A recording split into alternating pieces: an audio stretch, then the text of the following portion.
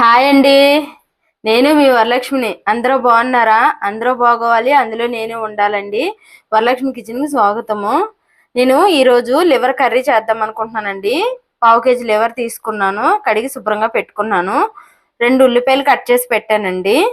కొంచెం కరివేపాకు, 3 పచ్చిమిరపకాయలు కూడా కట్ చేసి పెట్టాను. కొంచెం కొత్తిమీర కడిగేసి పెట్టానండి.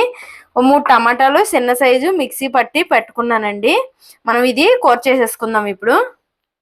ఇంకోండి, కళాయి పొయ్యి మీద పెట్టుకున్నాను. వేడెక్కింది, ఆయిల్ వేసానండి. 4 స్పూన్లు ఆయిల్ వేసి పెట్టాను.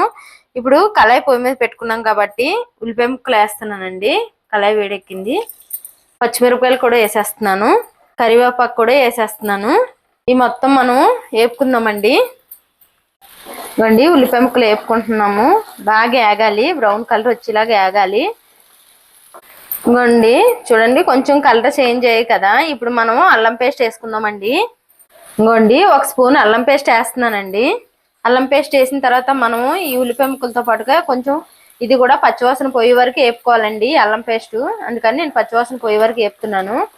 ఇలా వేపుకొని కూర మాత్రం చేసుకుంటే చాలా బాగుంటుందండి. అల్లం పేస్ట్ ఎంత వేగితే అంత బాగుంటుందండి. టేస్ట్ పచ్చివాసన లేకుండా ఉంటుంది, చాలా బాగుంటుంది అలా చేసుకుంటే.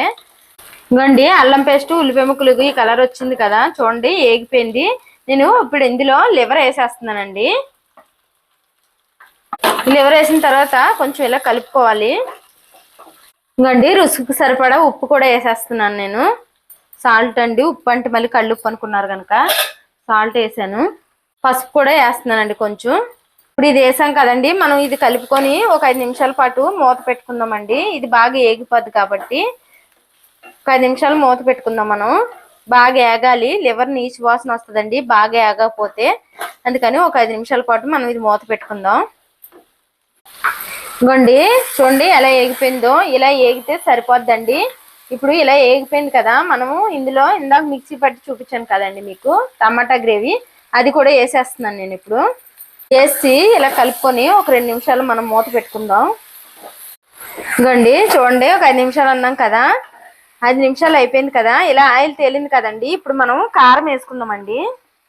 ఇంకోండి, రుచికి సరిపడగా కారం వేసేస్తున్నాను. ఏంటంటే ఇందులో మనం వాటర్ వేయమండి, ఇది సిమ్లో పెట్టి ఇలా దగ్గరగా చేసుకోవాలి. ఇందులో వాటర్ అదే వేయడం ఉండదు. ఇంకోటి చూడండి, ఇలా దగ్గరగా అయింది కదా. ఇంకొక 5 నిమిషాలు మనం ఇది మూత పెట్టుకుందాం. ఒక 5 నిమిషాలు అన్నాను చూడండి, దగ్గరికి అయిపోయింది కదా. నేను 1/2 స్పూన్ ధనియాల పొడి వేస్తున్నానండి.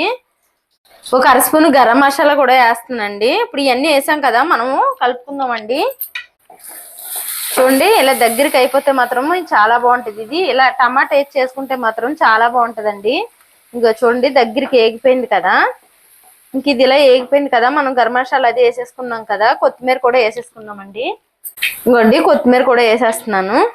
ఇప్పుడు ఇవన్నీ వేసుకున్నాం కదా, మనము 1 నిమిషం పాటు ఇలా కలుపుకొని ఆపేసుకుందామండి. నచ్చితే లైక్ చేయండి, షేర్ చేయండి, కామెంట్ చేయండి.